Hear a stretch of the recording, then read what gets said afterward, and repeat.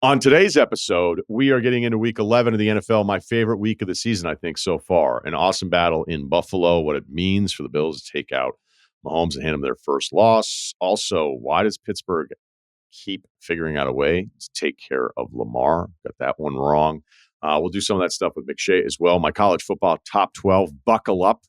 And we've got life advice and a breakdown of the Mike Tyson, Jake Paul stuff before life advice. Enjoy.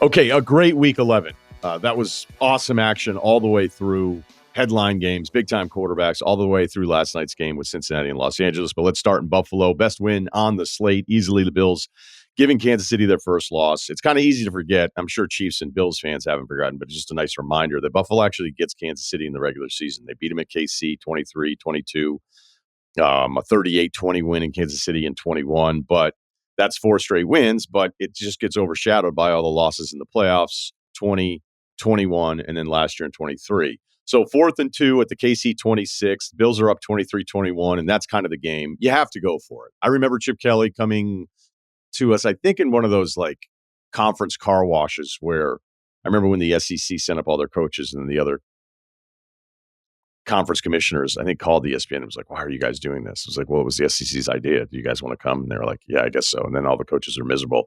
They had to fly to ESPN in the middle of the summer. Anyway, Chip Kelly, I don't even know if it was that interview, but it was early on when he got things rolling at Oregon and they were more aggressive on 4th down. They certainly weren't the first team to do it. And we asked Chip about it. And he had said, and he's explained it other times too, where basically throughout his coaching, when the other team would line up to go for it in 4th down, they would be bummed out. So then the byproduct of that is, well, if we're disappointed when they're going for it, why are we not going for it all the time? So now everybody goes for it. And I'm sure the numbers would say 4th and 2 at the 26, go for it, just take control of the football game. And Allen ends up running it in for the touchdown. I'm not as 4th down obsessed, crazy, aggressive maybe as everybody else is now. But in this case against Mahomes, you have to do it. A lesser quarterback, somebody average or below average, I think going up 26-21 and having them make them drive the entire length of the field for a game-winning touchdown is something I would want my defense to be able to stop against a quarterback that I just don't have that much respect for. Clearly, Mahomes is a different category. So 4th and 2 lined up, like the way they did it. They actually moved Allen out a little, so it gave you perhaps some kind of pass look and let him get into space, and then he just runs the thing in, game-winning touchdown. So let's look at a couple different things here with Mahomes. By the way, Buffalo doing this without Keon Coleman and Dalton Kincaid and a tackle making his first career start. Mahomes now his 3rd game under 200 yards this season. He gave you nothing on the ground, which is usually part of the Kansas City frustration where you think you're containing Mahomes, containing the passing game, which just continues to not really look the way we would expect it to look. But last year's like the ultimate lesson in never doubting these guys. But the leg part of it for Mahomes, not a factor yesterday. He only had 2 games under 200 total passing yards all of last season, 0 and 22. And it's been a month with Kansas City where you have the Denver game where they probably should have lost, overtime against Tampa, who's, a good team. You're going to have to fight with them. But Tampa was down a ton of guys, and that game ends up going to overtime when they give up the late touchdown to Baker, which was an incredible drive for them. Granted, the Raiders game was a 1-score game, but they were up 27-13. So it's a month with Kansas City where you're like, okay, they're still the 1 seed, but I don't know if this means we have to reset the rest of who we think is the best in the AFC. I mean, I'd probably pick the Chiefs again if they're playing the Bills in the playoffs because it's just the Mahomes factor of all of this. But when you factor in what we also saw with Baltimore and Pittsburgh yesterday, it maybe is this stretch here post week 11 where, I mean, I don't even believe it as I'm saying it. Should we all be more open-minded about the possibilities in the AFC? All right, so there was also a theme of like, if not today, when approach to some of the outcomes of this, certainly with Seattle and San Francisco that we'll get to, Chicago never being able to beat Green Bay, lining up for the field goal, having it blocked. But, if Lamar's not going to get Pittsburgh yesterday, then when's he going to get him? On Friday, I brought up his record, which I'm sure a lot of you know, 1-3, now 1-4 all time against Pittsburgh. And when you think of how long he's been in the league, we went through it with Sheil on Friday. He's had injuries where he's missed games against the Steelers. He had a COVID test where he missed a game against Pittsburgh. There was also rest at the end of seasons for that last week divisional game where Baltimore didn't want to play him. So there's just not as many results there. So going into this, and look, I was wrong. I figured, hey, they'll get him this time. If it's Russell Wilson against Lamar Jackson, I'm just never going to pick Russell Wilson. Um, and then it happens. Lamar finished 16-13. At one point, he was 10-27. He had only 3 rushes for 21 yards. There was a 15-yarder in there until he put together some numbers for that last touchdown that they desperately needed. Yes, there were a couple drops. The Zay Flowers drop was huge at one point, but I don't think Lamar was necessarily bad, even though you look at the box score and think, well, this is not what we expect from what has now to this point been kind of the undisputed MVP for 24. I thought it was a lot of coverage stuff from Pittsburgh. Whenever I look at quarterbacks struggling, part of it can just be pressure and feeling like he has no time. I don't think that was the case. Pittsburgh wasn't going to blitz a lot, but you don't want to blitz against Lamar. It's a big time contained thing where you don't want to get so upfield with your pressure where now he's just dicing you on all the lanes and the line of scrimmage. It's those moments where you can see the quarterback is in between decisions. And that to me is coverage, scheme. And maybe there is something to this with Pittsburgh just understanding and being able to go up against Lamar in a way that other teams aren't as familiar. It's a bit of like the unbalanced schedule in baseball where a really good pitcher is just not going to be as effective against a team he's going up 4 or 5 times. So in this case, Lamar would kind of roll out and then he would look and you would see that he'd want to pull the trigger, but he knew it wasn't really a great throw. And I think that's really where the credit belongs in this game because it wasn't Pittsburgh's offense at all. You can also say Baltimore had other reasons to give this one away. They fumbled the opening drive, a 28-yard field goal drive there for Pittsburgh. Tucker misses 2 more field goals from 47 and 50. He's now 16-22 on the season. This is a guy who's 90% for his career. He's like in the 70s, low 70s, I think, this season. He was 1-5 on field goals, 50 yards or more last season. So this is a continuation of some concerns with Tucker where now it's just, Ravens fans know this. You've been watching these games. You just feel entirely different about a dude who was just automatic. The other thing, too, is he's only 34. I know he's been around forever, but you're thinking, like, is he just done at 34? I also saw something else this morning that said all of his misses, but they had said 5 of his misses, not the 6, that they're all left. And this is something I've never even heard of because I'm not your kicker guy. But when you're left as a right-footed kicker, that can mean you're just overcompensating. You're just not as strong, and then you end up pulling this stuff. I don't know. Anyway, the point is that when you look at the numbers here for Baltimore, the kicking thing is an issue all season. The penalties are a huge issue all season. 12 more yesterday. They lead the league in penalties per game at 8.4, and they're still last in the NFL in passing yards allowed. Now, I was the guy yelling, saying, don't fall for that. I actually thought the secondary was pretty good yesterday, but the opposing quarterback resume was a big reason why that number has been so bad. But if you go back the last month, the Burrow game was in there where he puts up a ton of numbers against them, but they've also faced Jameis, Bo Nix, and Russell Wilson.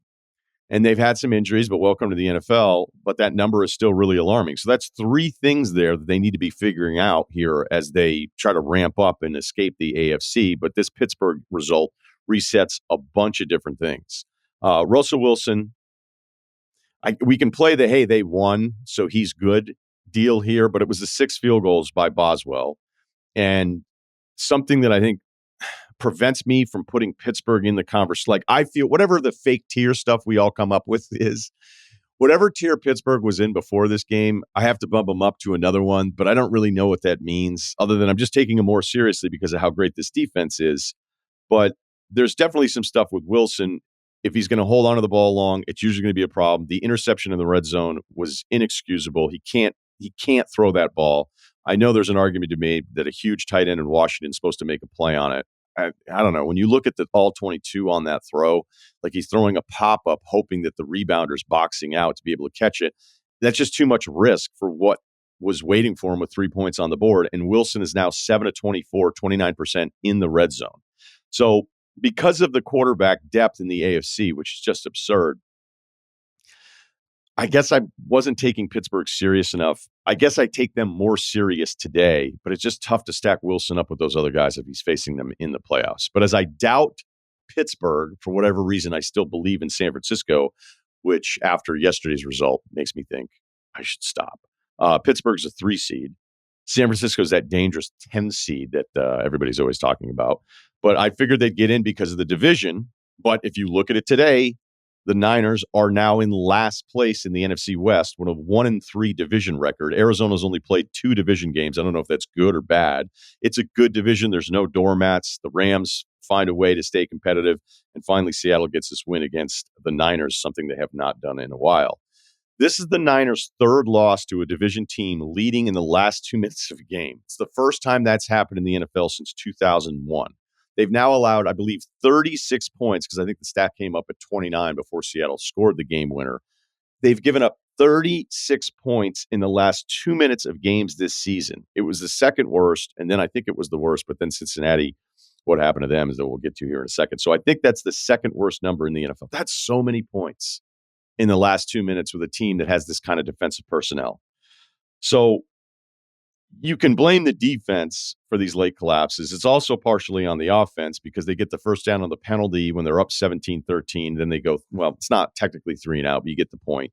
They don't get a first down on the next 3 plays, so they punt. And then Seattle, of all teams, goes 80 yards. On 2nd and 13, Geno runs it for 16 and then runs it again in for the 13-yard touchdown. The Niners front was gassed.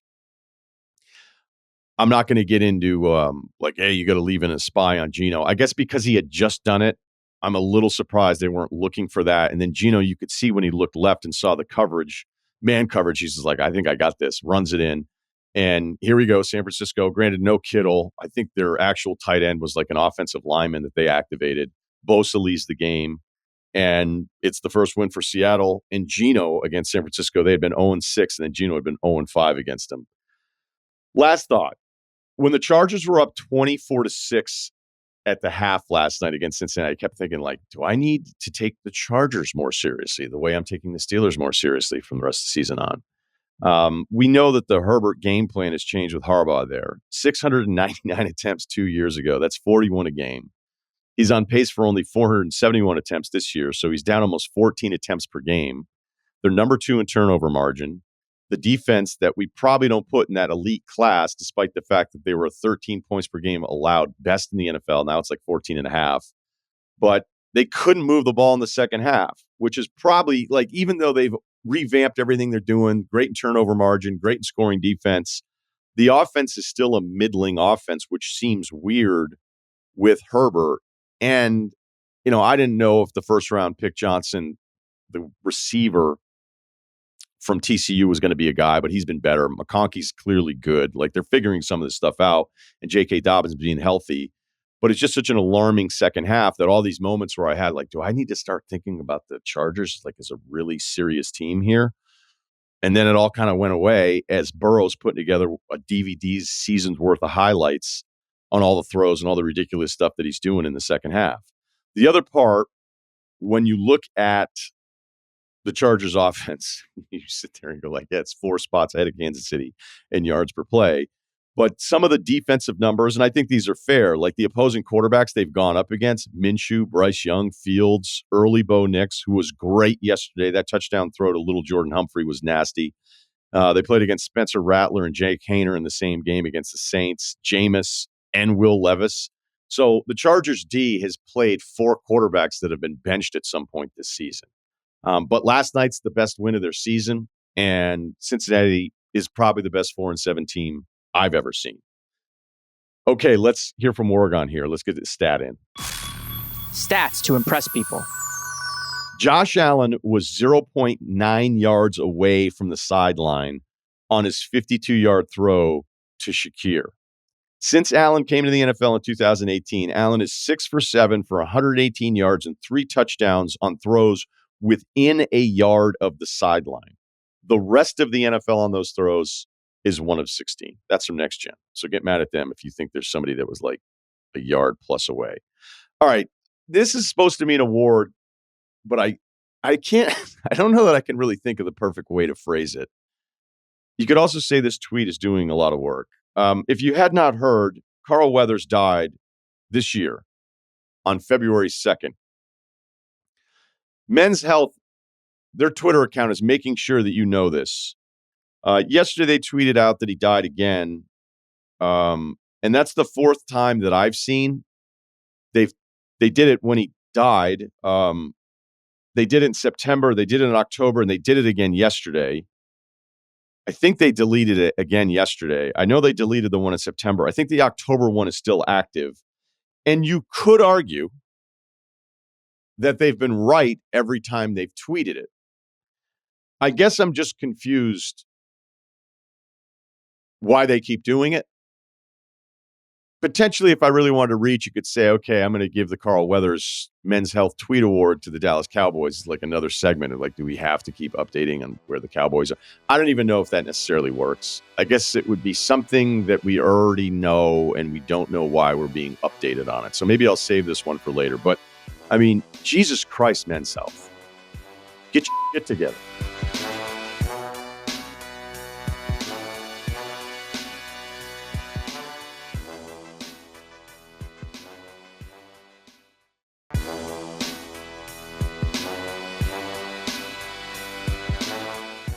My college football top 12. Again, not to bracket the rankings. I'll do that.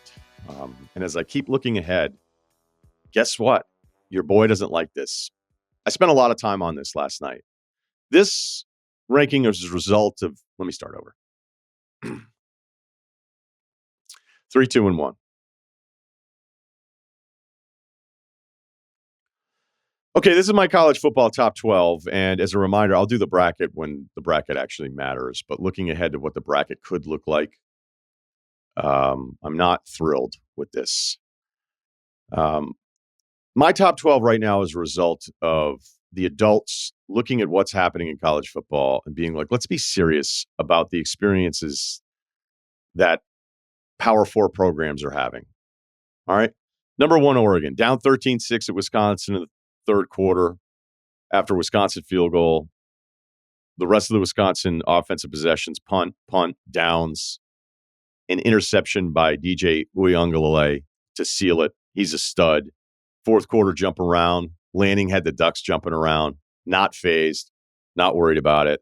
What does it say about the Ducks? I don't know. I think every great team has a couple of these games every season. The fake field goal, though, when you're asking your holder to break one 10 yards to the left as opposed to taking the points, not sure how I felt about that one.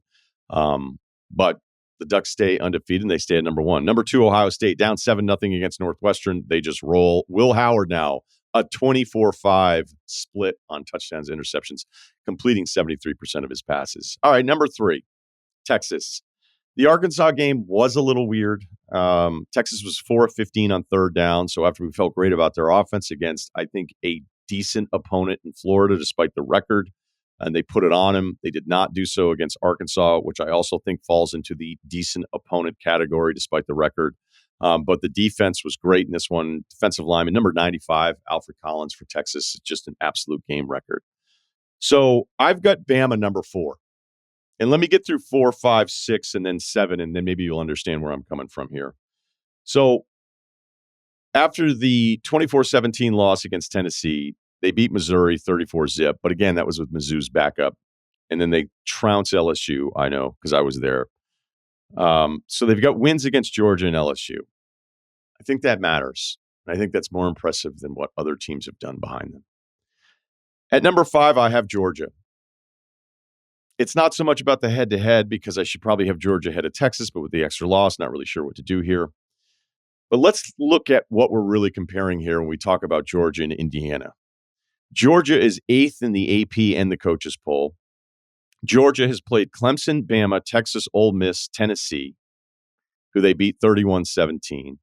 Number 11, Javon Walker, is my hero for Georgia. What he did on the last possession against Nico. And again, it was a competitive game. Tennessee's up, but Beck finally put this last month behind him and just had a moment in that game where it looked like he had just turned things on and started looking like a guy we're used to or we expect to see all the time. So if I look at Georgia's 5th toughest opponent, is it Clemson? Is that tougher than Indiana's toughest opponent? Who is who? Washington? Michigan?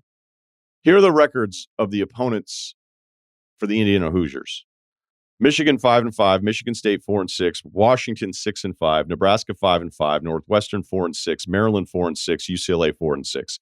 Oh, I'm not done. Out of conference, Charlotte 3-7, the Western Illinois Leathernecks 3-8, Florida International 3-7. I'd argue Georgia playing Florida is tougher than anyone Indiana's played, and that might be their sixth toughest opponent. I could even get weird with Kentucky. Maybe they're the sixth toughest. Maybe the seventh toughest opponent for Georgia is tougher than anyone Indiana has faced. If you want to argue about Washington, I'll allow it. That's fine. You got me. So then the five toughest opponents for Georgia are tougher than anyone Indiana has faced. I don't care about the record when it's that ridiculous. I'm over all of it. I'm over the expansion completely changing what teams are doing. And I think we have to adjust for that. And I think the committee should have to adjust for that. If you're telling me that I'm biased, I would tell you that you're right. But I'm going to be biased about a team like Texas who played in the playoff last year. I'm going to be biased about a team like Georgia who's put together some incredible seasons. Now, does that seem kind of unfair? Sure, but what's your bias? I just want somebody different who hasn't played anybody. Your bias would be, hey, they're undefeated. Why are they undefeated? Have they played Clemson, Bama, Ole Miss, Tennessee, Texas? Oh, they're undefeated? No, they're not. So I'm at a point of the season where I think this is where I'm going with it. Normally, the 1 loss to 2 loss, the cost of a loss thing that I've talked about for years, like it should matter. 10-0 versus 8-2. Yeah, well, if everything's expanded and everything is different, like look at the Big 12. Arizona State is 8-2. It is an incredible story. They're in third place. BYU loses that one to Kansas. That had trap game. I don't even know if it's trap game. Kansas has been playing better. Colorado, who I was totally wrong about because I thought it was a carryover from last season after the Nebraska loss. I'm like, they can't block. But you know what? They might have the number 1 pick at quarterback, the Heisman Trophy winner in Travis Hunter, tons of studs all over the place at wide receiver. And like they still can't run the football, so I don't know that they've solved all of their offensive problems, but it doesn't look like Shador's going to get killed at halftime every single game anymore. But how is this happening? Well, Arizona State hasn't played BYU. They haven't played Colorado. They can't play themselves. They haven't played Iowa State. They haven't played Baylor. Kansas State, who is in 6th place in the Big 12 standings, is the best team that they've played inside of the conference. And you could play the same game here with Colorado. So what's happening here with expansion is we have teams, even into mid-November, skating through the easiest parts of their schedule. Indiana has played none of the top 7 teams in the Big Ten. Granted, again, they can't play themselves. At the end of the season, and we're going to find out against Ohio State, but when they finish with Purdue, Indiana's going to play 7 of the 8 worst teams in an 18-team Big Ten. This is what we have now, and we have to be fair in how we adjust. There are preconceived notions about teams that are right and are wrong all the time. But I will go with explainable bias than unprecedented bias every single time. Number 7, Penn State, see above. Number 8, Notre Dame. I could put them 7, but the loss is much worse than Penn State's loss to Ohio State. But they are killing everybody. Their last competitive game was September 28th against Louisville. Number 9, Ole Miss. Number 10, Tennessee. Doing it. Number 11, Miami. And you know what? I'm going with SMU. That was a tough win against Boston College, making a quarterback change. But Boston College, as you know, 2 months now, they've been in the they don't suck category. So I have SMU and Jennings slinging it all over the place as the 12th team in my top 12.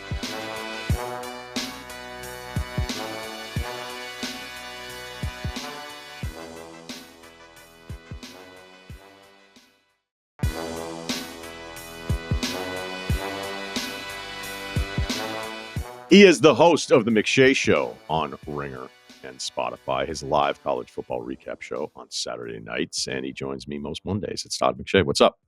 How we doing, man? How was LSU? I'm I never good. got to talk to you after that.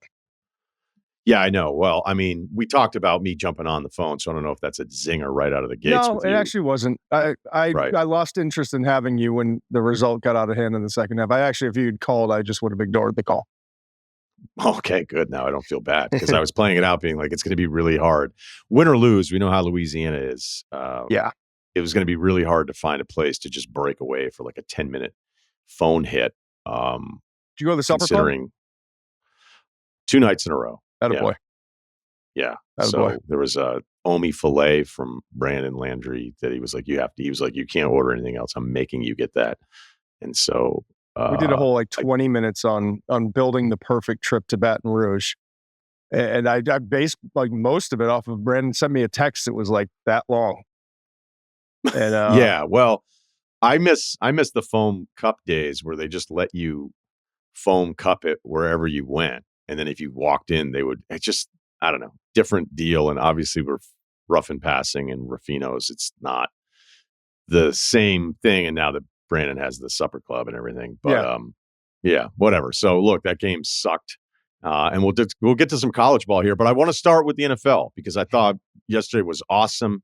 And, Allen on the 4th and 2 decision makes all the sense in the world. You can't give the ball back to Mahomes when you're still not even up. They would have only been up 6. But what did you see from Buffalo? Yeah, that's where I want to go right here. So just take it. I was saying to myself as I was watching the game last night, okay, it's 23-21, fourth quarter, they get the ball back. The Bills do it 7:53. And I made a mental note to myself, okay, how do we attack this differently than in the past? And what's the mistake that everyone makes? My mindset in that moment was, you got to assume 7 for Mahomes. So really the scoreboard says 23-21. Let's take this drive, and there has to be a mindset, a believable mindset. It's really 28-23. We're down 5. A field goal does nothing for us. It's not about chewing clock. It's not. This drive is, we've got to drive down and win the game. And I'm not saying that I've talked to anyone in Buffalo and that was the mindset, but if you can enter that drive with that mindset, that's where you need to be mentally. And the results kind of indicated that they had that kind of mindset. I mean, that's why they dropped back to pass 8 of 12 plays on that drive, okay? That's why the ball was in Allen's hands 10 of 12 plays. He ran the ball twice and eight drops to pass. And they only handed the ball off, I think by my count, only 2 times in that drive. So this was not a drive about chewing clock. And yeah, they didn't race to the line. They between plays, they ate up some time. But the mindset was, if we don't score here, we're losing this game. We're down 5 points on this drive. And so that's why kicking a 43-yard field goal in that 4th and 2, it wasn't an option. Because you got to score 6 to win the game if you have that mentality the whole time. So, and that's why Allen takes off and scrambled and put it in his own hands on that 4th and 2 play. So I thought the mindset was right. They'd been burned before in situations like this. You see team after team, when you try to just, run out the clock and let's get 3 more and force them where they have to score a touchdown to win. It doesn't work. Not in big games, not in those spots. History tells us. I love the aggressive mindset. I love that the entire drive was about, we're down 5. And that's how they attacked. Yeah, you're right on the carries. Ty Johnson had the first on that entire 12-play series, and then they went for it on the 3rd and 2, and he gets stuffed, and then Allen runs it in for the touchdown. Is there a matchup-specific thing? Now, granted, it's worth reminding people, no Keon Coleman, no Kincaid, and you're going into that game, and this is why some of these quarterbacks are just special. They're just better than everybody else. Like, I look at Burrow last night and go, oh my gosh, this is the thing I always hit on, the problem solving. Okay, here are the problems that present themselves the first 30 minutes of a football game. Now you have to solve all of these problems and get back into the game. And that list is like maybe 5 or 6 guys to do it all the time. Allen is clearly in that group. But to have those guys out, and maybe it just, and it also, like, on top of everything else, this was supposed to be this Bills reset year financially with some of the decisions that they made. Remember? And did they miss their window? What are we doing? Yeah, I mean, you're right. Like, it would have been the end of whatever this version of the window is to only be reinvented probably 2 more windows because of Allen's age and his ability, right? So it's not like this permanent closure of a playoff window. Maybe if this window, maybe it's going to take another year or 2 to get back to where we need to be. But Yeah, if they had been case. 9-7 and Allen still has like a good year, but you feel like the defense is a mess, you're like, okay, well, they're just going to have another one of those years. Where instead, I'm left with thinking about Kansas City and maybe a bit diminished Baltimore. Maybe it's just a Pittsburgh thing. I was really starting to think, like, do I need to love the Chargers more? I still love Cincinnati, even though they're 4-7, right? And then taking Pittsburgh more seriously, despite not feeling like the quarterback's even on par with any of these teams. Like, I think it'd be a lie to go definitively today Buffalo is the best team in the AFC when we've seen the regular season not be mirrored in the playoff when these two teams match up against each other. But there's something to be said about holding Mahomes down again.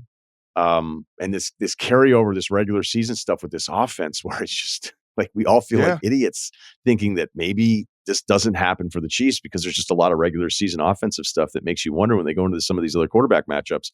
I'm not there yet, but this is just a tremendous win for a Sunday where it's like, hey, this is going to be tough on Allen. And he had an answer. Yeah, without those two guys too, without your security blanket at tight end, without your young receiver who you come to expect that he's going to make a few big plays and certainly someone you have to account for defensively.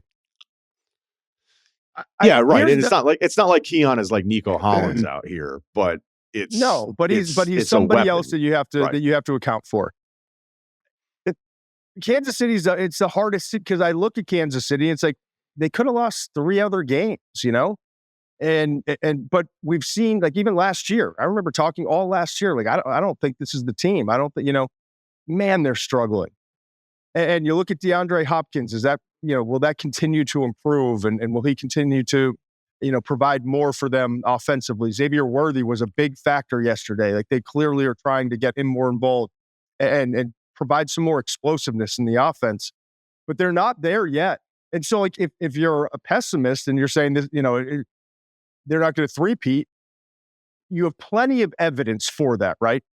But if you're a realist and you're saying, all right, this is a Chiefs team that in the last couple of years has not played their best ball, sometimes in the middle of the year or early in the year.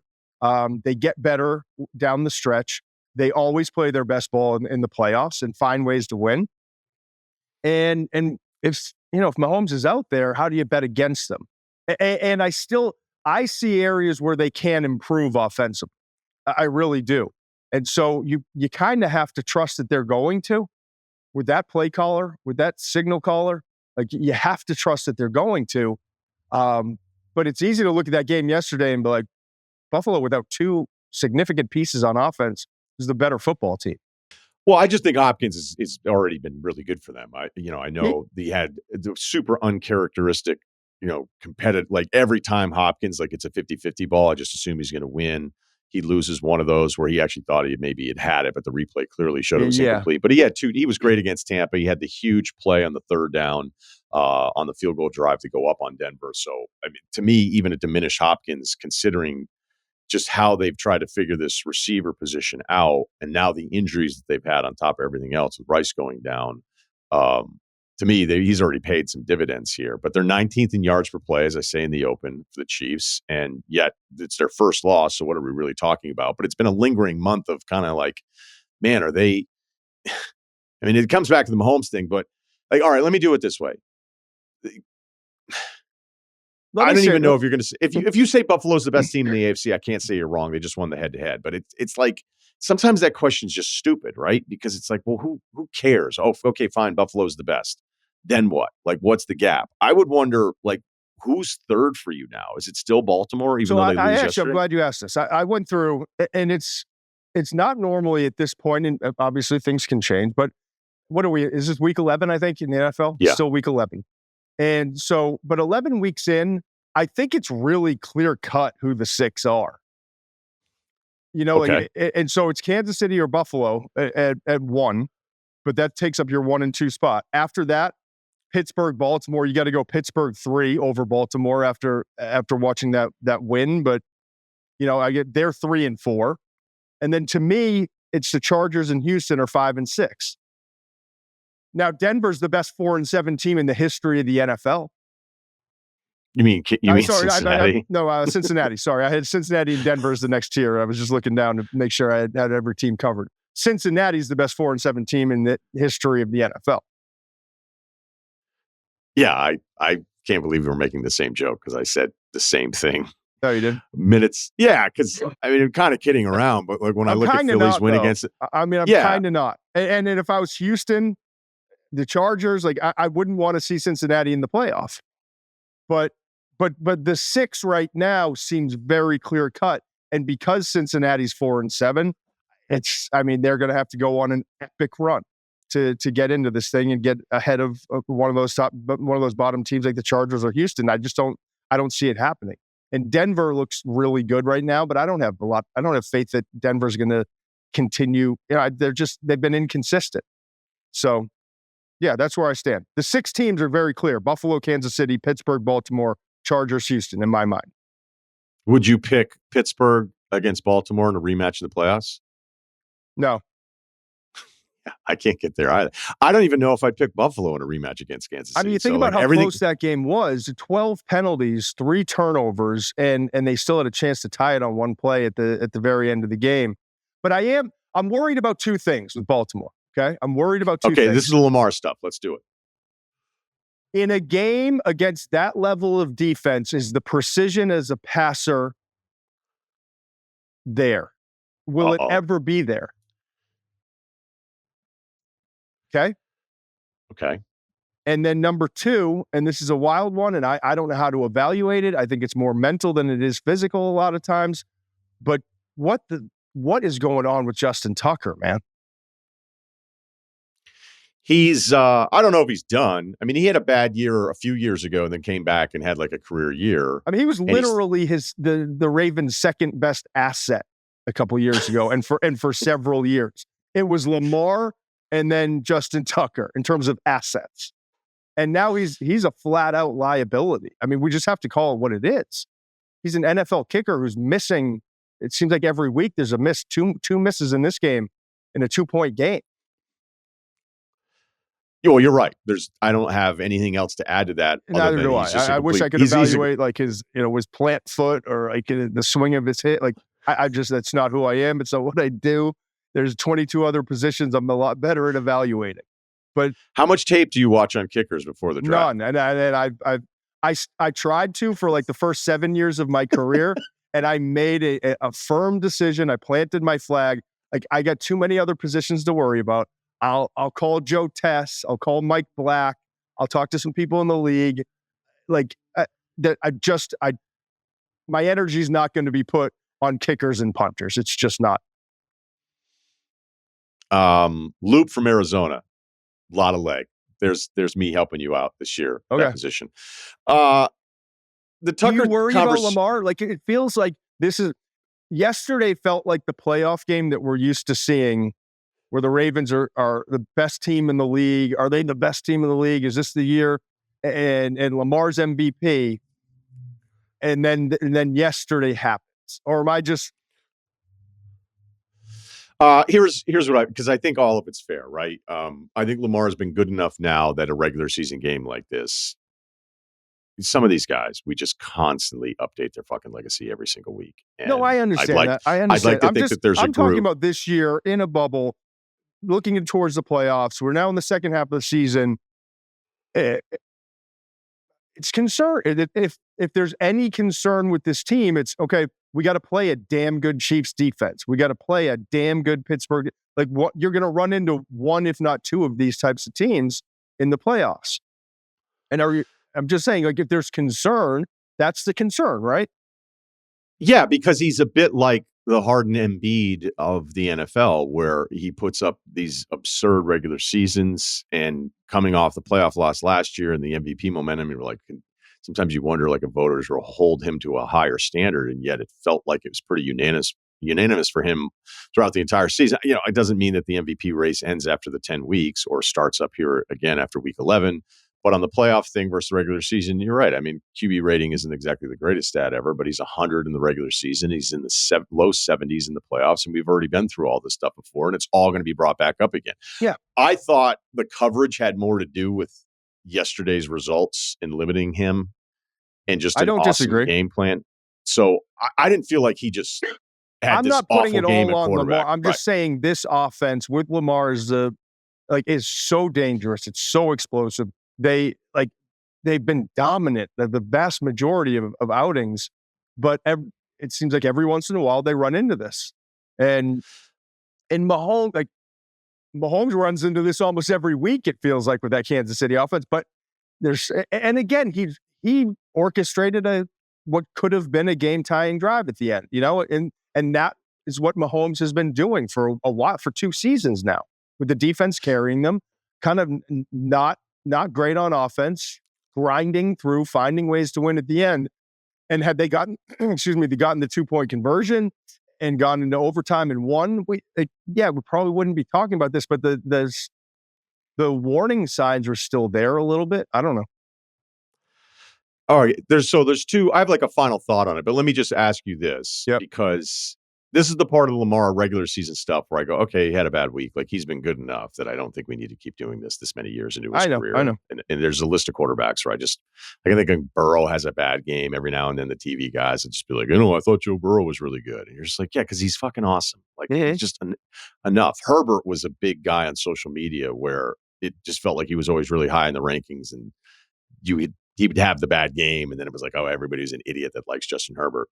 And I think maybe we're through that a little bit too. And we have been with Lamar for a while, but on the playoff part of it, and you just hear like, okay, if you're prepping for him, like with the precision of a playoff prep week, you can talk about how much you game plan and all the things you want to do during the regular season, but clearly you crank it up another level and you have all this tape, and you go into that playoff matchup. Is there something about the preparation for him in a playoff game that's led to these sub-Lamar numbers that Pittsburgh is doing in the regular season? I don't know if that's something that you can see or football people that you talk to share, and that Pittsburgh's essentially throwing him the playoff defense that he struggled with.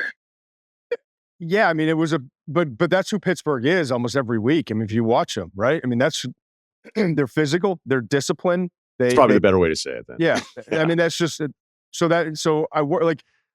maybe could Pittsburgh dial it up a little bit more in terms of the preparation for a playoff game? I guess. Could Baltimore dial up what they're trying to do offensively and get more creative and have more of a playoff? Yeah, I guess.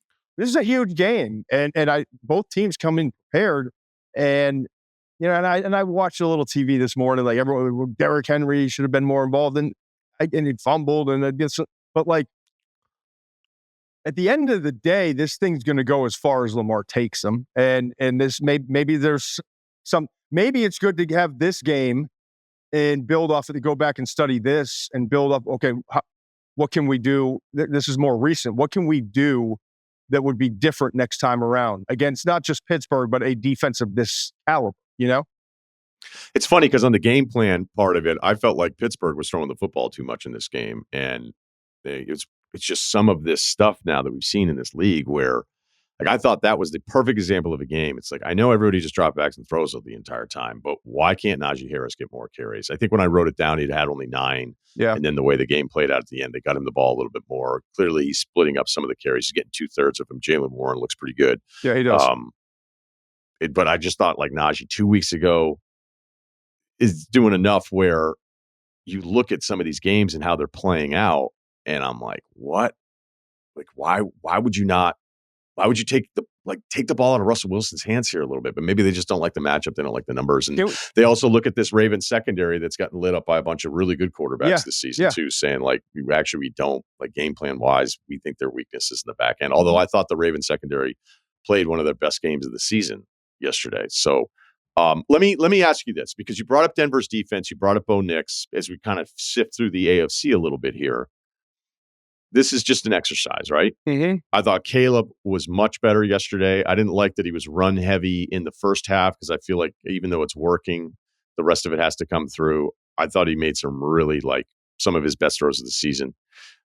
We all know that Jaden Daniels probably dealing with his rib injury, which has diminished some of the output per play, some of the numbers you want to look at here. Drake May, I thought, looked really good yesterday. Yeah, he keeps progressing, man. I'm a Patriots fan. I'm encouraged by what I'm seeing with Drake May. Like, this is no pressure on him, getting a little bit better every week, get him ready for year 2. There are a lot of encouraging signs. Dynamic between what he is capable of and what Mac Jones was doing, even though it was like statistically a nice first season or whatever.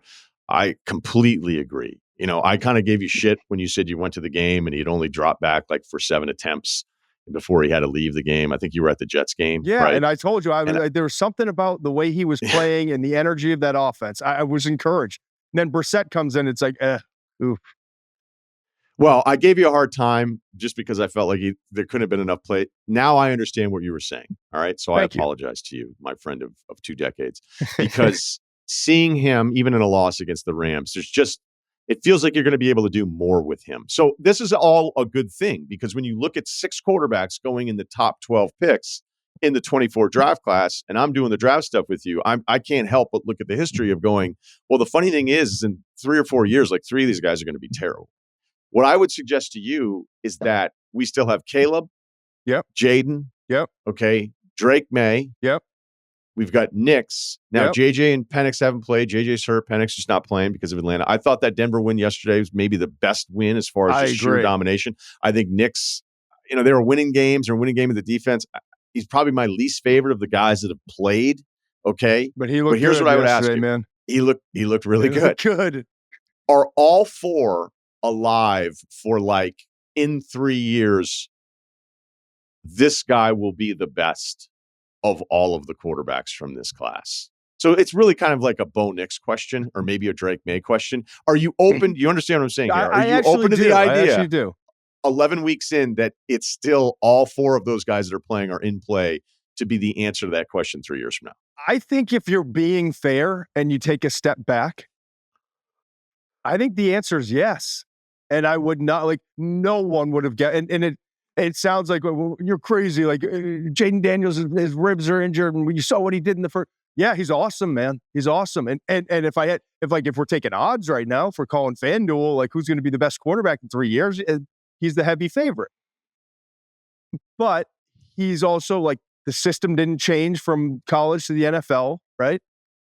He played 56 games or whatever it was, and Bo Nix had more game experience. But so he was set up for early success. It exceeded expectations. No rookie quarterback should have the success he should have. But I'm not closing the book on Caleb by any stretch.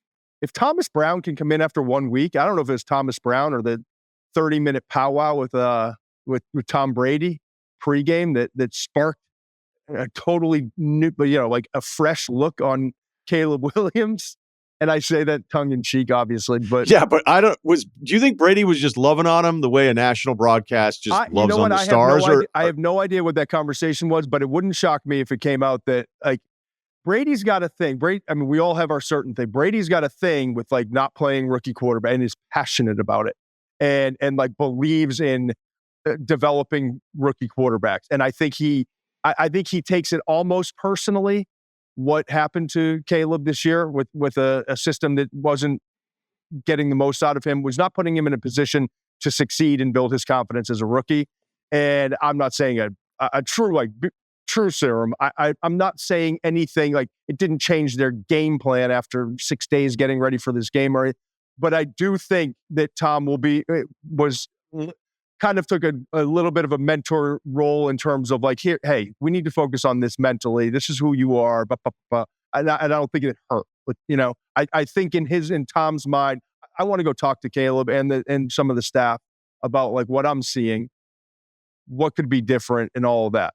But give all the credit to Thomas Brown for recognizing you finally got to see. There's a great stat on Sunday Countdown. I think Rex Ryan actually did it. Maybe it was somebody else. I'm not sure. Of Caleb is 4th or 5th in the NFL when he gets the ball out under 3 seconds, and was dead last in the NFL after 3 seconds. And so you saw in that game, I'm not saying that they worked off of that conclusion, but they're seeing the same thing and watching the same tape. Let's make the read quick. Let's get the ball out. If it's not there, stop drifting. This ain't USC. Stop drifting and floating and hoping you can make that, highlight reel throw. It's not happening at this level. And maybe rarely we'll learn down the road when to take those chances and do those things. But now it's climb and take off. You're a good runner. You're a good athlete. And you saw that. The most rushing yards he had in his career so far. And so I don't I thought care it was about the encouraging. rushing, though. I think it's always just a little frosting on the cake thing with any of these I quarterbacks. The fact agree, that he but was it spoke to his decisive. mind. Yes, it spoke to his mindset. The one throw yesterday where Brady was like, okay, this throw here. And it felt like, and again, the broadcast is always going to be favorable to the characters that are on the screen. They're not going to shit on these guys. It's just not going to happen. So you But can't you ever felt expect Brady it. pulling for him, knowing Yes. didn't you? That's the point. I And that's totally why, agree. Like, after watching that powwow for a half hour, however long it was, and then truly listening to the broadcast, it felt like Tom was like, "That there it is. That's what we talked about. That's what, or that's that. This is what he needs to be doing based off my film study, based off of what we've seen, based off knowing who he is. You could feel it through the screen that he was like identifying the things that he knew coming into the game that had to change, and that when it happened, he would like there was more energy in Brady's voice throughout that game. By the way, is Brady getting better? yeah, absolutely. Brady's been I really think he's good. pretty good now. Yeah. I So, was it worried. was the first for everybody's such a first impression guy. I know. Emphasize third impressions. Okay. I got you, brother. But anyway, to answer your question, I think it's I love. I mean, this is what I do for a living. The fact that we're 11 weeks in, and the answer is yes to your question. Like, could 3 years down the road are these 4 first-round quarterbacks that were thrown in the fire? Is there a chance that any one of them could be the best when it's all said and done? Like, I love that, and the league should love that. We've got Mahomes, we've got Josh Allen, we've got Lamar, we've got Burrow. We've got this tier, and none of them are old, but they're kind of reaching that whatever phase, that second phase of their career, or they're in that second phase. And so to know that there's a group underneath that has a chance to be successful, and could be 4 more guys, and we'll see with JJ, we'll see with Penix. That's exciting, right? Yeah, this is a positive. It'd be Huge great. Positive. It'd be great if the league went 6 for 6 on these first rounders here, because I know how much you like JJ as we went through last season, and you kept, I was like, man, Todd, get done with some of those episodes of like, you really, after doing the tape on him, like him way more than maybe is presented. Like, you're finding the things that are really special about him that are maybe harder to see because there's just not that much opportunity because of what kind of offense Harbaugh was going to run, and Michigan just didn't need him to do the things that some of these other quarterbacks were asked to do. And look, I'll tell you, like, I still think Penix threw the best ball out of all these guys. Yeah, I agree. But there's certainly issues too with moving him around and everything, but maybe him sitting around. So I think the thing is that it's a huge positive that we're even here, that it doesn't feel like there's a disaster of the 4. And can we just talk about how special of like an afternoon, if you're just an NFL fan and you're not necessarily rooting for one team, like to go from 4:00, 4:25 kick, whatever, Buffalo and Kansas City, I think 4:25, and to watch those 2 quarterbacks battle again, right? Like that's become one of the great rivalries in terms of quarterback versus quarterback in the NFL. And then, like, all right, you take a quick break. I grab a quick dinner, come back. Football America's going. Now we're on to Sunday Night Football. And to watch the laser show that was the nightcap, like, dude, like Herbert was phenomenal. Burrow had all the answers. Burrow turned things around. That game was over. Like, to see him in the second half, like you talked about, like a problem solver, and to do what he does at the elite level in the second half of that game, special. Herbert, though, like I've always loved Herbert, physical tools. I was worried about Herbert that we would be here in year 5, wherever we are, and that these would be the results. Because where was the winning? Can he care? Herbert has taken his game to another level. And the reason I say that, he's always had the arm, he's always had the mobility, he's always had the physical tools. I see a guy now with the mental confidence and the trust in what he's doing and the belief. He was awesome in the first half. Like, you were looking at him like, how are there 3-4 other quarterbacks in the league that are better than this guy, right? Then he goes, he was like 0 for 7 for a stretch, I think, in the game.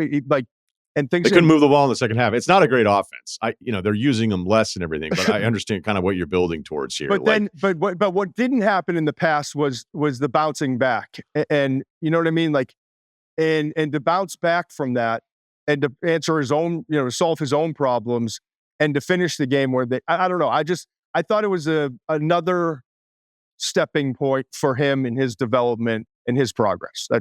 I don't want to make too big of a deal, but the biggest point is honestly for 7-8 hours to watch those 4 quarterbacks play at that level and to do some of the things that they do. Like even Mahomes, man, and I was it Romo on that I think it was Romo. He made the point as I was watching it. I thought the same thing and he said it. And I don't like to admit, whatever. But there was a throw in that game. I think I even wrote it down. Yeah, 6 minutes remaining, third quarter, just a swing pass, nothing to it, right? But to watch the little detail in his game go back and that it was 6 minutes left in the third quarter, and to watch his eyes down the field, negotiating the safeties, looking to see what was there, but not to come off of it like this, like over 1001, throw it. The quickness, the snap decision and the snap throw, then to come to know where your outlet is. I think it was a running back down the right rail, probably a 5-7 yard pass, nothing to it, but to do it that quickly and to have those safeties, have kept those safeties back. Like that was those are the little things he does at the highest level that you just, when you study this enough, you just appreciate those things because not a lot of guys do that, have the trust in the receiver, know where the outlet is, and don't even have to really look and can snap that ball off and create 5, 6, 7 more yards at the end of the play. When for a lot of quarterbacks, it would have been 1001 throw, pick up, the 5 yards, maybe one after the catch. To watch that for 8 hours yesterday, it was just awesome. It was awesome to watch. I loved it. It's probably my favorite Sunday so far this year because doing it, with the 12 hours on Saturday, I'll admit there's some of those Sunday matchups where the fumes are kind of kicking up and, but the funny thing is even with that score and I started prepping up some of the college football stuff, I was like, this is going to be one of those NFL games. You're like, okay, how do we have a game here? How do we have a game again? Because you just felt like with Burrow and the weapons and how about them on the 4th downs, like T Higgins, 4th and 2. I know they missed on it against Baltimore, but they were like, whatever, we're just going right back to it. Single coverage with him because Chase is this double team magnet. The AFC is loaded. The AFC is loaded. We didn't even mention Stroud and they're all young. And it's like, there are going to be teams, there are fan bases. And it's not like this is new because it can happen without this, but there are fan bases right now in the AFC. It's like when you don't have one of these guys, you're not going to win a playoff game for 15 years. Yeah, period. You're just not. You're not going to get through this group. And you may think that sounds ridiculous. Go through footballreference.com and look at teams' encyclopedia page and go year by year and see how crazy and how often you'll see a franchise with a decade-long gap in between playoff wins. It's way more prominent than you would think. And when I think about a have-not right now in this conference, you're screwed. All right. I want to talk a little college ball here as we finish up. All right. So we don't need to get to a ton of stuff. But I had a moment on Saturday after the Georgia win, started looking at the resume, started looking at the rankings. I do my rankings before I look at the AP, but I knew that I would AP different. Made me sick. Okay. Go ahead. Sorry. Well, the audience has already heard this, so I'm just presenting the theory to you. So I don't want to repeat necessarily everything so they hear the same segment, the same podcast. But I have Georgia ranked ahead of Indiana. Yeah, I got no problem with it. I sent a text to our team yesterday. How in the hell? In what world is Penn State and Indiana better than Georgia, Ole Miss, Alabama, Tennessee? I just don't see it. They're just not. I get it. You have resumes and records and all that stuff, but they're just not. They're not. I asked FanDuel the other day. South Carolina. You're loving FanDuel today. All right. Yeah, I mean, let's just be honest. I absolutely buried that. I don't know if they're going to be able to pay the bills this month for sponsorship on our show. It's just buried them with the same game. You've been doing well? Yeah, Georgia, I've been doing pretty good too. Yeah. Georgia and the under. Buried them. My 9-star play of the week. No, I mean, it's not my thing necessarily, but I'm hot right now. I won the pool the last 2 weeks. So, but anyway, my point was I asked FanDuel about it because I was you bought a hat. South Carolina is what, 6 or 7 in the SEC? As far as what are we talking? I Are we don't know, talking standings, the rankings? whatever you want, like teams that have a chance to get in, 6th or 7th, whatever it is. My Let's point see was here. South Carolina is not one of those top 4 teams, and Indiana was favored by 3.5 on a neutral site. So yeah, they're 7th. They're 19th of the 7th SEC team ranked. Right, and that's the 7th. I love South Carolina. South Carolina is one of my favorite teams to watch on Saturdays. I agree. That Mizzou game was incredible. I don't even have it in the open because I know ultimately nobody's really going to care. But every time South Carolina is on, I make sure I don't just treat them like an afterthought because I love watching that team play football. Same here. So I just don't see it with Indiana, and I don't see it with Penn State. I don't. My problem is that with the expansion, that I think people need to be a little braver in the committee room about this and be realistic about who teams are playing. We used to care about out of conference. The in-conference imbalance is so fucking stupid right now that you're going to have Indiana actually, like, when I watch them, I don't go, God, they stink and they're just getting lucky all the time. They play great. They couldn't play better ball with what they have. Right. This is not about watching them this season because when you do watch them, they are impressive. The problem is that I think Washington's the toughest team that they'll have played. We'll find out against Ohio State. But what I'm saying is if they lose to Ohio State, they better not get in over some of these 2-loss SEC teams.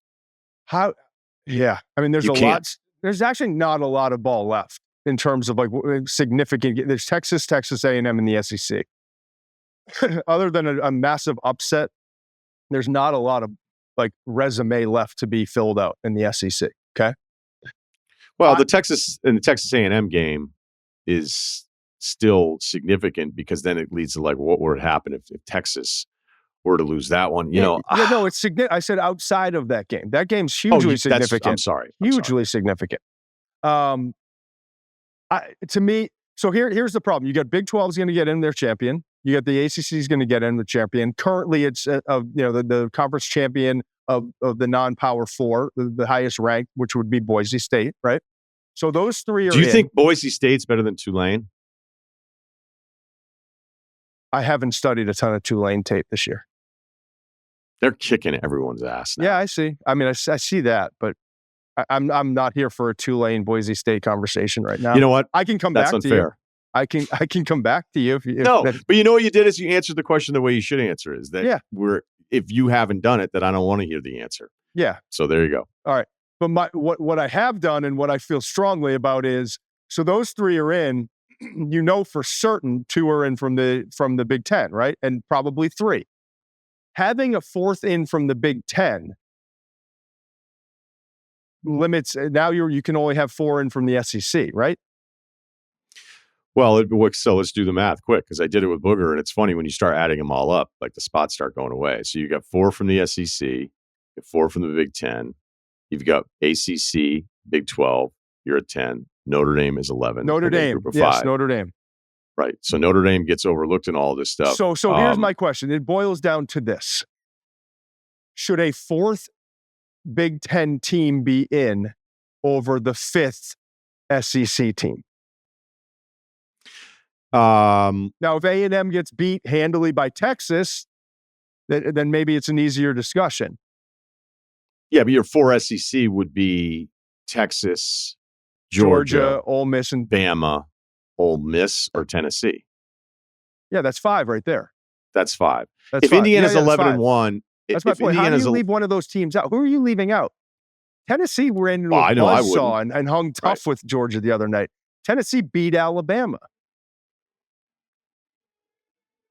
We're on the same side. I just don't know because you're applying previous, when I would think of the 4 teams and I would think of, that second loss is really a deal breaker, but the schedules were far more balanced. They look at the Big 12, look at how Arizona State and Colorado and BYU, it's a different scenario after they lose to Kansas. Colorado, I've already done my, confession on it.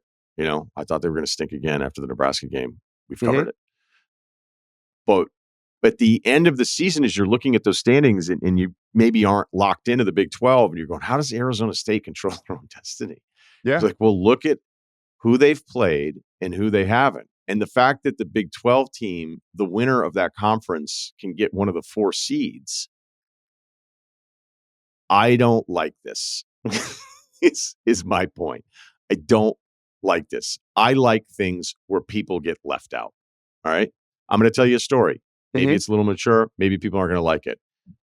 Fresh on the campus of Vermont, figuring you're not good enough to play a sport.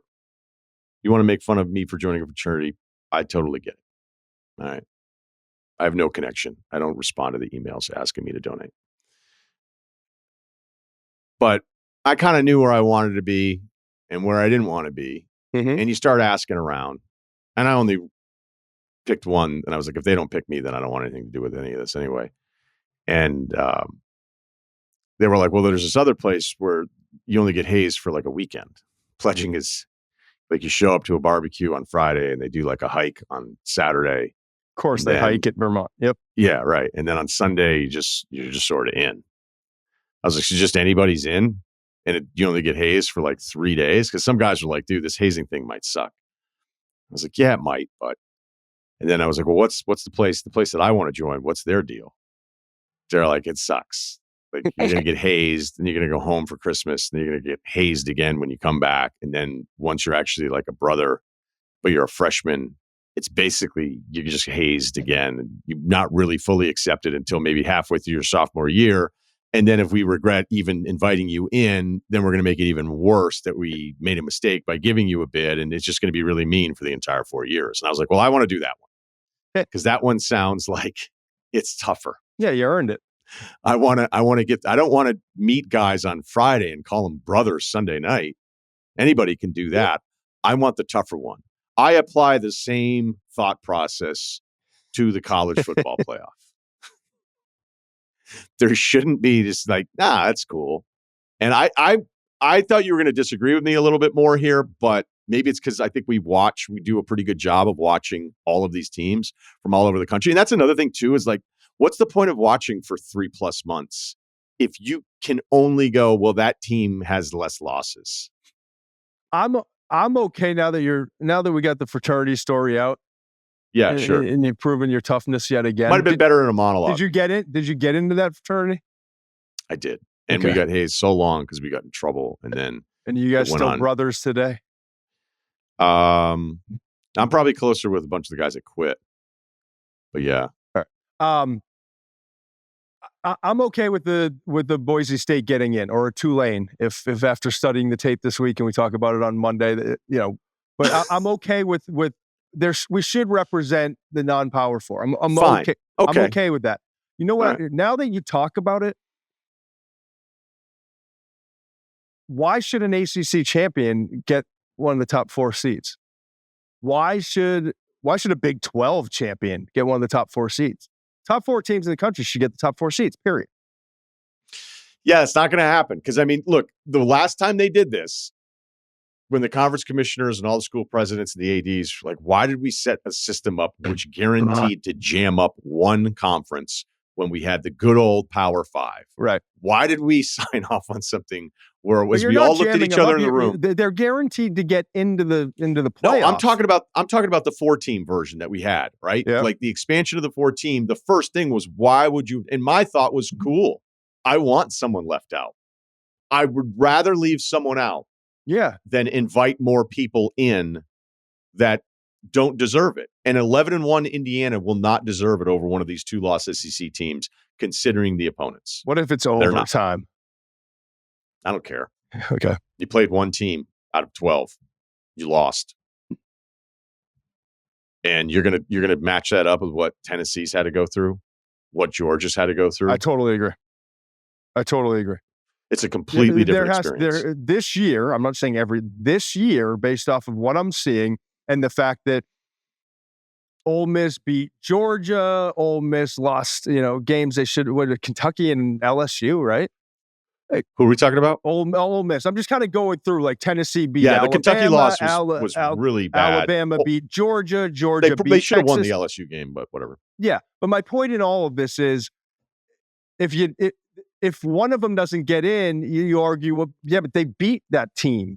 You know what I mean? So like, with all what of you're them, saying, what you'd be doing is you'd be going, if you get lucky in your interconference draw, play no one out of conference, then Right. you can have a really nice record with never beating anybody, and you will be rewarded for that. So Correct. again, these arguments that I've had in the past, because the Big Ten schedule has played out this way to like help a Penn State, right? Where it's like, okay, you're going to lose to Michigan and Ohio State. You're going to smoke everybody else. The other division stinks. You're not going to play anybody out of conference. Awesome. I guess you're good. Now, this makes it even worse because of expansion, because of completely different schedules within the same conference. And so you'll be setting a precedent. And again, it depends on what the rest of the field is. So it doesn't mean, hey, in 24, this happened. So in 27, this has to happen here. As we know, as things play out, you're like, okay, this is actually an option. But when I look at the ACC Big 12 part, and I'm not saying I want like South Carolina in the fucking playoff. I just think the Indiana, Georgia, Tennessee, and when I see the AP rankings, I go, you guys need to do a better job. You need to be honest about what's happened this season. Yeah. And not just focus on the record. It's a big, and I said this on Saturday night in our post-game show and our live reaction show. While it's just the third, this is the third week of the rankings reveal, right? On Tuesday night. But this one's critical because it's going, you can't rank all these SEC. First of all, where do you rank them? You know, I saw on the AP, Ole Miss is ranked ahead of Georgia, but my point is how they're slotted in the SEC is one thing that now that you go on and Georgia's playing somebody inconsequential and then Georgia Tech, like there's nothing that's going to significantly alter a lot of these teams in terms of what happens down the stretch. So where they rank them here, outside of A&M and Texas, where they rank them here is probably kind of the grouping, if you will, of all these SEC teams. So that's the first part. The second part is Indiana's different, but with Penn State, like you got to set a precedent here, I think. Make Indiana go beat Ohio State to get ahead of some of these SEC teams. Make them do that. And does a one-loss Penn State team with the schedule that they've played deserve to be ahead of these 5 or 4 other SEC teams that aren't Texas? No. You know, so to me, this is a very important ranking reveal, if you will, because the committee has to kind of show its cards early here. Well, I don't know why it would change all that much unless they have this moment that I had on Saturday night and Sunday night where I was going through it being like, this is just this imbalanced schedule thing has changed what the experience can be for some of these teams. And it's going to keep happening because these leagues are so big. Yeah. All right. You can check out Todd on Tuesdays, Thursdays, Saturday night college football recap. So yeah, man, this has been awesome. The shows on Saturday are great. So make sure you subscribe to those and we'll talk to you again soon. Thanks, Todd. All right, brother. Talk to you.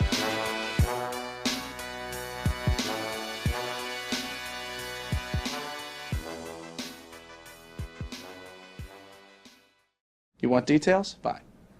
I drive a Ferrari, 355 Cabriolet. What's up? I have a ridiculous house in the South Fork. I have every toy you can possibly imagine. And best of all, kids, I am liquid. So, now you know what's possible. Let me tell you what's required. Life Advice, lifeadvicerr@gmail.com. Let's get to the emails. But first, did you guys watch Tyson? Jake Paul? Yep.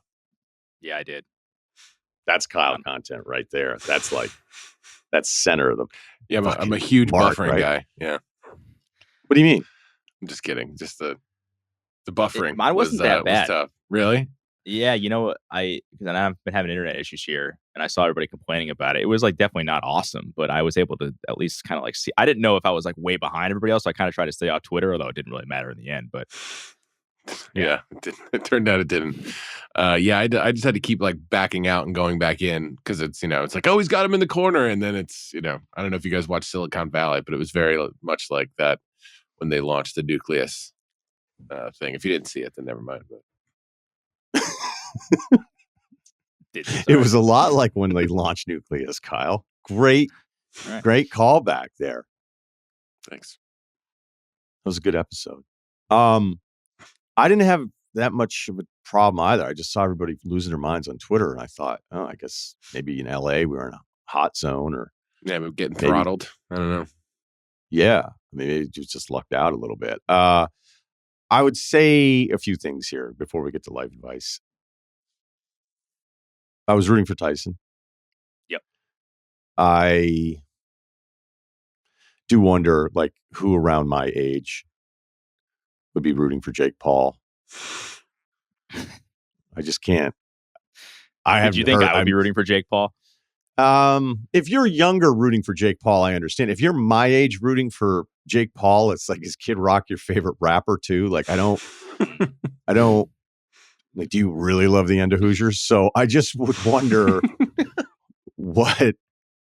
So I thought Jake Paul was going to win because I think it's really hard to fight when you're 58. I would also say that everybody that I know that thinks that Tyson just took the check and didn't care and didn't want to fight because his workout videos were so much better than the actual fight are the same people that believe like literally everything. I think one of the biggest problems I had with Bitcoin was that once I'd read about it and understood it, and I was like, okay, that makes a lot of sense. But the people that I knew that were the most passionate about it were people I wouldn't let like fold a shirt, you know?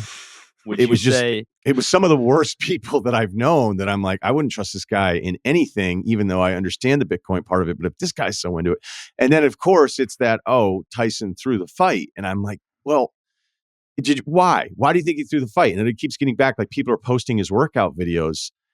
And this isn't like I'm fucking Chuck Norris over here, but I'm just telling you, like throwing combinations in 10, 15-second videos is a lot different than actually getting in the ring and then having to worry about getting hit.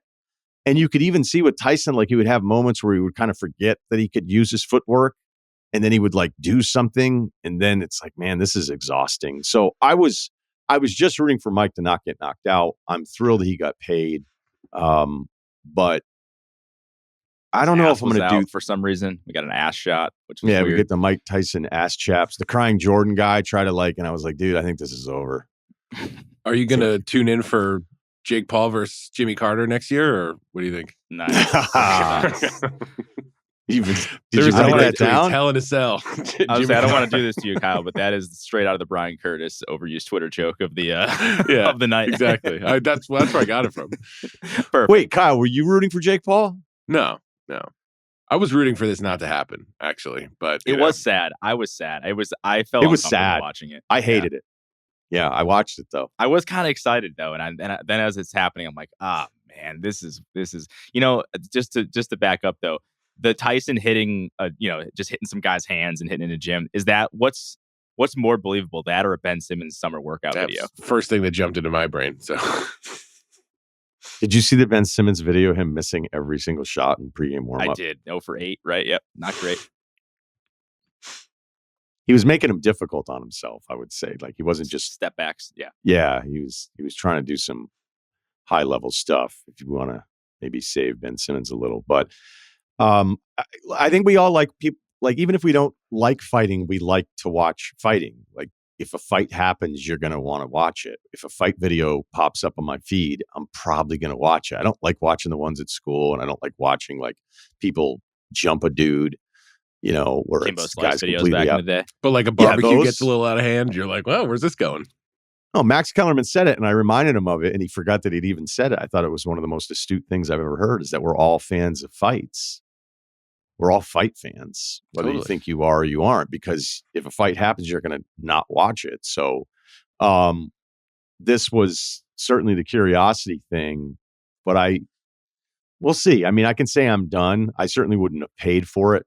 And since like most people already had Netflix, and it's like, all right, whatever, I'll throw this on. It was like perfect timing because the NBA games are finishing up, even though, thank God, I got to watch Aaron Fox go for 60 and Anthony Edwards just close that absurd overtime game out. So I would have been pissed if I'd missed that, or I would have just gone back and watched it. But I didn't like any of it, even though I'm not mad that it happened. How about that?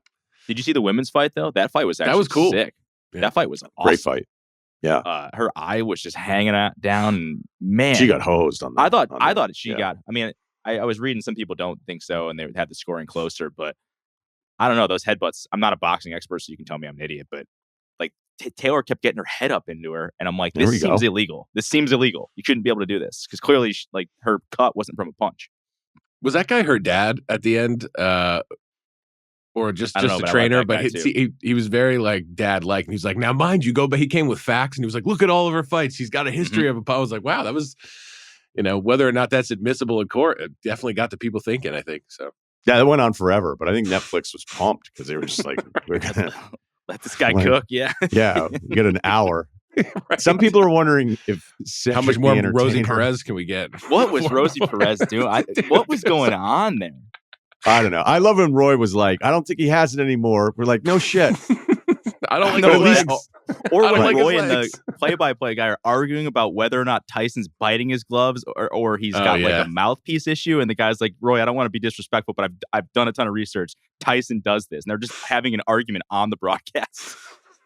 I didn't know it was Rosie Perez for like an hour. I was like, it And can't I was be. like, That's here just we got to be go. me thinking I know everything. I was like, this isn't fucking Rosie Perez. And then there she is. Oh my God.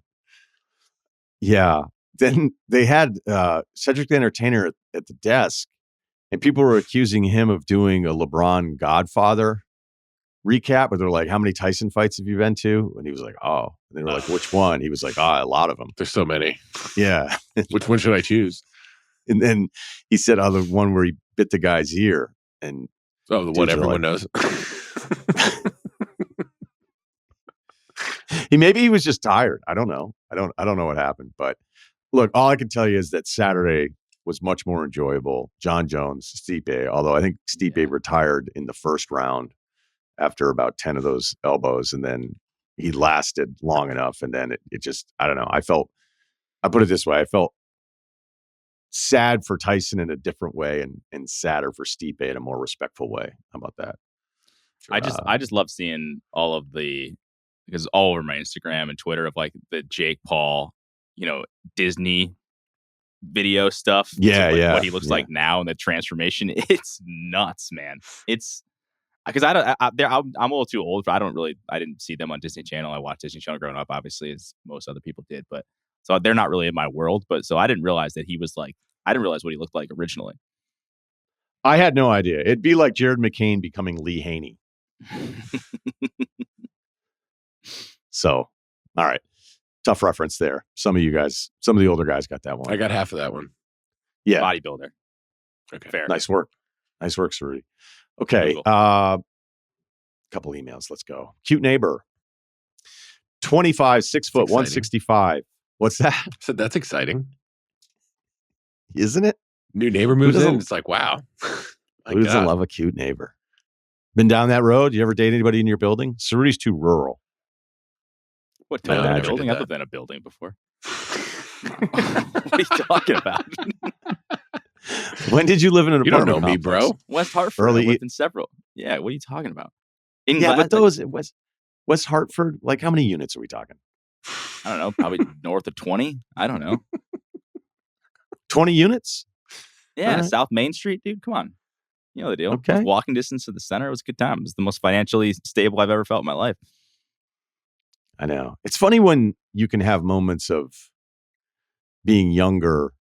But like I remember I wasn't raking it in during the end of my run in Vermont, but I wasn't worried. Like I knew I could pay for whatever needed to be paid for. I think my rent was $300 and it was food and expenses or whatever. It wasn't exactly hammering any funds, right? But I just knew, and I knew where the money was coming from. And then to be broke after was really tough. So it sounds like, did you go through a phase where you were actually more broke, but in theory more successful? No, I mean, it just... Maybe I'm just talking joke about myself this. here. Yeah, never mind. I would just say you have less things to worry about financially. Like I had True. $600 Yeah. rent, and I went out 3-4 days a week in the center, and I was breaking even, and I was feeling great about myself. Like now, it's like, hey, what am I putting in retirement? Like we got kids daycare. Like we're doing all right, but it's just like there's more to worry about.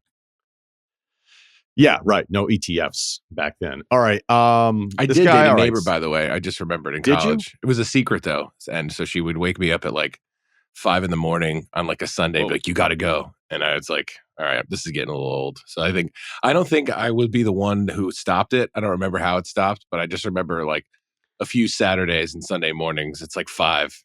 She's like, you got to get out of here. I'm like, fuck.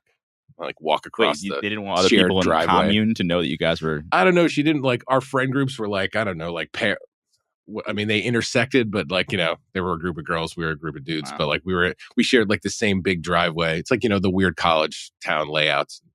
I just remember I got tired of waking up at like 5 a.m. and it's cold in Potsdam. So, but That's an early wake up call. Yeah, not good. She said she ran a daycare, but I started thinking they were her kids. They're all the time. What is this, 24 hour? Must be lucrative. All right, let's just get to this email because we spent so much time on this other stuff. Pickup comp Gigi Datome, a mid-tier shooter with extremely high IQ who excels in team-oriented play. Maybe not good enough for the highest level, but can contribute by providing great overall vibes. While coaching the JV basketball team last year, I crossed a 16-year-old up during practice, and he had to sit out 3 games because of a sprained ankle. Badass, I know. All right. Well, this guy really gave us some backstory. My dilemma starts with this, and also the most obscure basketball comp in the history of this exercise. Don't try to outdo it because it's probably going to be less fun. My dilemma starts with this. I recently moved to a large Midwest city in the heart of downtown. I've loved living here despite the lackluster attempts of finding a reliable friend group who I can just chill with on any given night. I am a runner. Shout out to my 3:57:09 marathon time last month. I've attempted to find cute single girls at run clubs like every other single 25-year-old do this summer. I'm a solid rural 8 out of 10 in a city 6.5. I know my constraints: skinny, partially lazy eye, big nose, but I also know my strengths: caring, compassionate, and can seem interested in any conversation by asking high quality follow-up questions. This guy's fucking intense self-scouter. Can you be a rural 8 with a lazy eye? Rural 8? Well, you just called me rural, so. I think so. What else is it like? Would it like cool scar maybe? That could boost you a little bit. Strong. Okay. Barrel chest. I don't know. I don't know the answer. If you're like kind of skinny and tall, runner rip too, like some girls like that, would be cool. Okay. Moving on, I quickly discovered that when moving into my apartment in August, I have a really cute neighbor. Let's call her Maria. I struck up a 30-second conversation with her a couple months back and found out she recently moved here and is in med school. I saw her one other time in the elevator and she was on the phone. So obviously I didn't say anything. Maria isn't just another cute neighbor. She's somehow effortlessly charming and has a med school vibe that screams future sugar mama, which as a teacher, I need in my life. Good for you, dude. Yeah, I mean, this guy's just ripping through the honesty. He's got a 5-year plan. Yeah, the next 30 years. All right. In mind, I planned exactly how I was going to retrieve her number for months. Ask her how she liked the city, how med school is going, and casually ask to get coffee and then get the digits. That took months to plan that out. Yesterday, I went for it. Dude. I saw her in the hallway, asked her how she liked the city and how school's going, just like I planned. She was genuinely interested and asked me a few questions too. I ended the nerve-wracking conversation with, quote, if you ever want to grab a coffee, let me know. She smiled, chuckled, parentheses, I swear she's into me, and said, quote, sure, I'll knock on your door while pretending to knock. Solid interaction, right? Wrong. I forgot to ask her for her number. I would say everything up to that was all pretty good. I mean, unless she's just, if she was an actress, I'd be like, you're in trouble. She just played out a scenario where she's giving you a soft no. But yeah, that seems kind of good. It's specific, right? Sure, I'll knock on your door, pretend to knock. Now I'm stuck in this bizarre limbo. I promise that when I say this, if we go on a date, I will fall in love. Or maybe I already have. What's the play here, guys? Do I play the long game and wait for her to knock, go full rom-com / Hallmark Christmas movie and ask for sugar for the cookies I am baking? Do I leave a note on her door that doesn't scream serial killer? No. Every move feels critical, but I also know the risk. If she's not into it, it's 8 months of hallway awkwardness. Still, it's worth it. In short, do I risk it or wait it out and hope for a door-knocking Christmas miracle? Well-written email. Guys? You're on your back foot here, right? You left it up to her. And that's like, everything else is basically a double text at this point, unless like a lot of time passes. Yeah, you're double text, Kyle. She was like, you're like, you let me know. Which if you want to steal that deal, that's really not like it's really not the move. So I don't think you can leave a note. I think if like way more time has to pass before you go knocking like I locked myself out or I, do you have sugar? I mean, don't do that one. No. But like, does anyone have sugar anymore? Yeah, mine's like a big like hard rock of stuff. I think I need a new sugar when I eventually need sugar. But I think, yeah, I don't know. You might just have to catch her out. It can't be something where you're going to her door. It can't be that. You might have to like catch her as she's leaving and you're like running or I don't know. But yeah, any of this clever shit, she's gonna see right through and be like, oh fuck, he's weird. I thought we were okay. You don't know if she was into her. Now she sounds like she's super nice. And if you just left it open as like, whenever you're ready to go have coffee with me, let me know. And she's like, great, never going to be ready. Like, so I don't know. I think you're just on your back foot here and you just got to hope for the best or wait for long enough. And then you can maybe ask her, but you don't want her to think she's got a problem on her hands. If this happened like 3 weeks ago and she hasn't knocked on your door yet and you're like, you think you're all out of time. Waiting. So. Yeah, you're like, whoa, oh boy. Yeah, I agree. I would not do anything that is forward whatsoever because it's just going to get even this if is the home. intentions This are is our good, safety safe. Yeah, you don't want to ruin can't that. do that. I think this is kind of creepy, but your intentions are good. But can you just kind of like be around and just try to catch her, like hang around the elevator, like and do your warm ups right outside the building. Right? Yeah, like doing it. Maybe like your stretches going. You said you like running, just run around the building a bunch of times and hopefully you catch her in one of the loops or something. I don't know. Like I just make it seem kind of accidental and like, oh, hey, like, because again, like the door thing, you shouldn't approach her door ever unless like she I've got a invites you super there. thick door. I don't know if you've knocked or not. I can't really hear much of it. I was curious the hardware you joke have you here made on your eye socket thing. Where'd you pick that What's up? the zoom that, on oh, that? That was stock. I'll talk to the super. Well, look, there's a fine line between creepy and the beginning of a wedding toast. So, Yeah, it's like the classic, the girls just wanted to go out tonight. It's like, well, who approached you? It was annoying. And then it's like, well, when the right guy approaches you, you'd be like, oh my God, this is awesome. So, people have to talk to each other at some point or none of us would be here. So I'm all for kind of Ceruti's theory. Just be around, get the reps, get those reps in, check your mail 7 fucking times a day. All right. I don't know what the front of your building's like.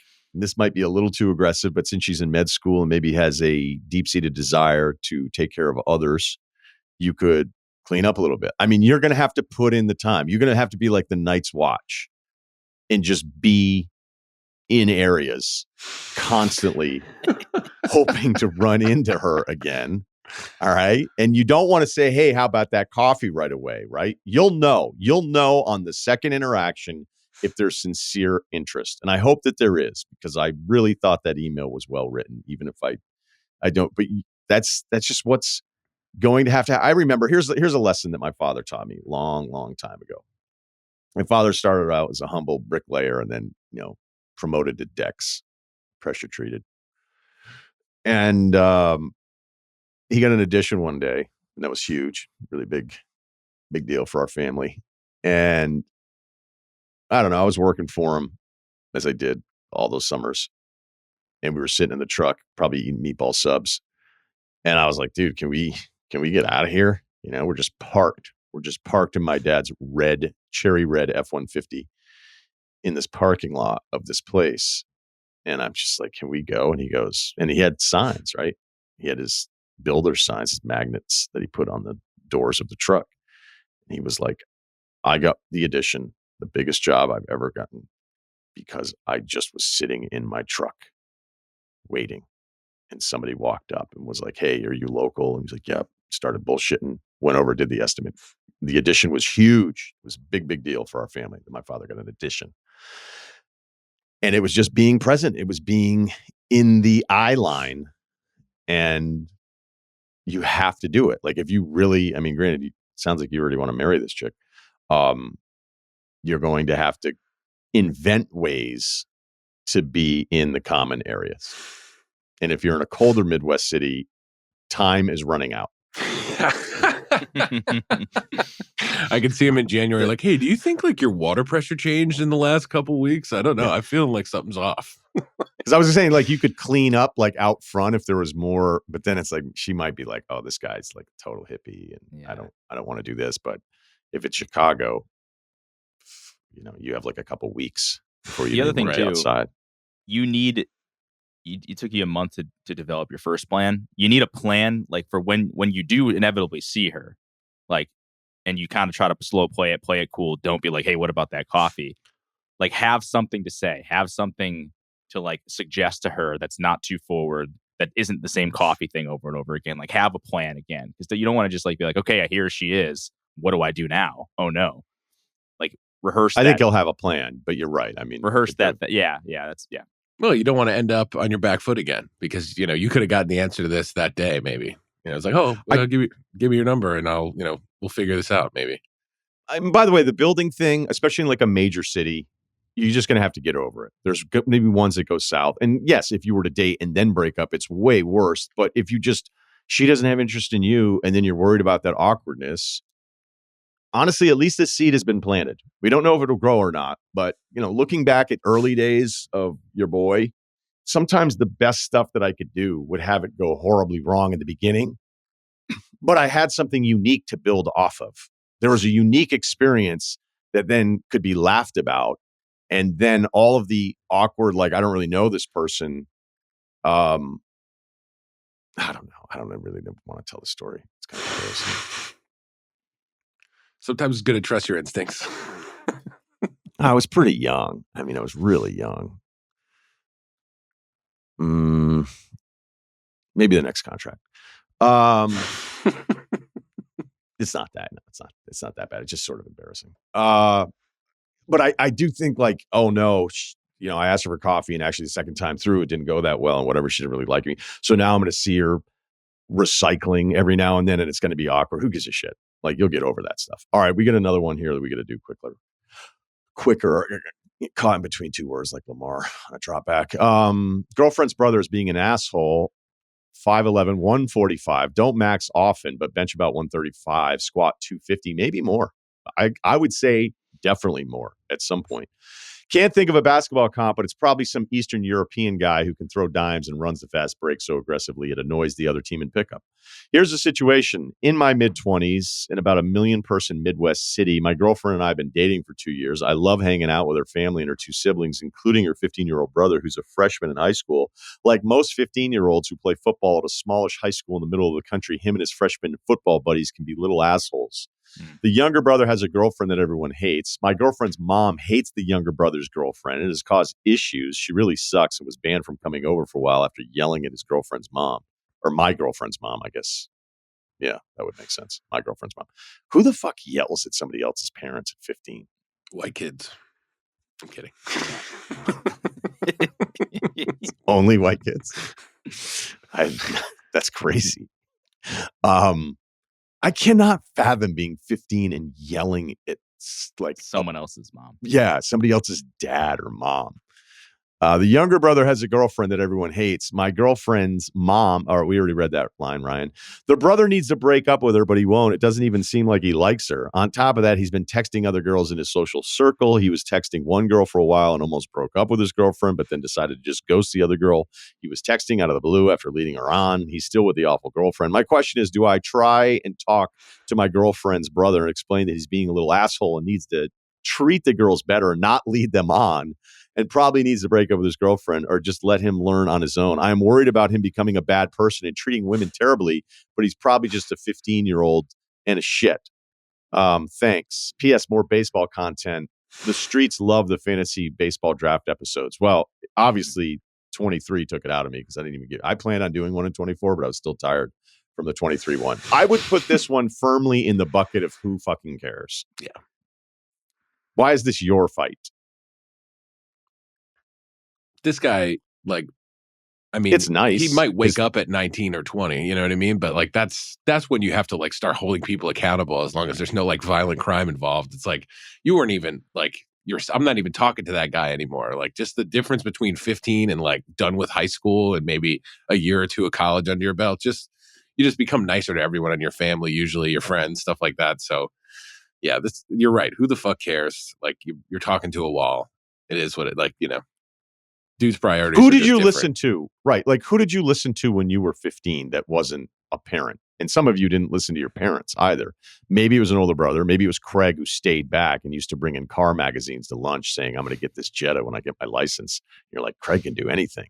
So I just don't know that there's many people, especially like if he's a little bit more on the alpha side of 15. You said he plays football. He's got all of his buddies. Chicks are certainly in him. This kid is feeling himself in a way that he's never really felt himself before. So even though you get along with him and maybe he looks up to you a little bit, I'm just telling you, this is likely a massive waste of your time.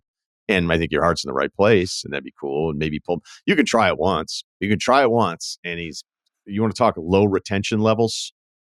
This is like reading a book in a foreign language. Like, it's just not. Right.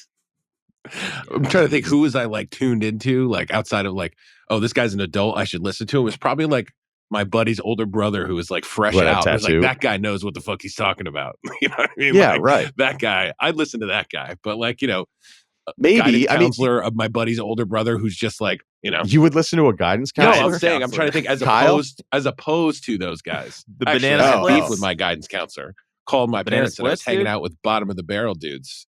Got a big Well, trouble. that means for he had high hopes for you, though. Yeah, that's I know. actually a compliment. I know, but we had beef the whole rest of high school because I was like, man, you really jammed me up here. They're asking where I am. Come on. He's trying to give you some guidance. Yeah. Oh, well, as I say it, though, I mean, to your point, Kyle, we're probably, I think men, or boys in this case, boys to men, maybe you're super impressionable by that older guy, that isn't a family member, and you might want to. But I think when it comes to this, like if girls are hitting this dude up left and right, and they're going to break up. So that's the other part of like, who cares? Good luck. All right. That'll do it for the show. Thanks to Wargon. Thanks to Kyle. Thanks to Ceruti. Check out our YouTube page and subscribe to the Ryen Russillo podcast on Ringer, Spotify.